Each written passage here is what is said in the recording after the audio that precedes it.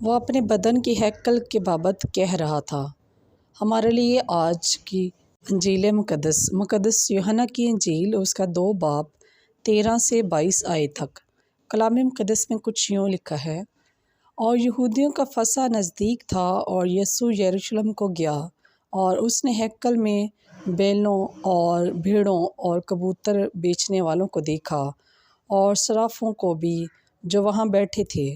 تب اس نے رسیوں کا کوڑا بنا کر سب کو بھیڑوں اور بیلوں سمیت ہیکل سے باہر نکال دیا اور صرافوں کی نقدی بکھیر دی اور تخت الٹا دیے، اور کبوتر فروشوں سے کہا: ان چیزوں کو یہاں سے لے جاؤ، میرے باپ کے گھر کو بیوپار کا گھر مت بناؤ۔ اور اس کے شاگردوں کو یاد آیا کہ یوں لکھا ہے کہ تیرے گھر کی غیرت مجھے کھا جائے گی۔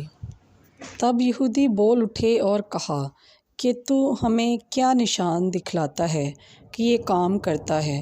یسوع نے جواب میں ان سے کہا کہ اس ہیکل کو ڈھا دو اور میں 3 دن میں اسے کھڑا کر دوں گا۔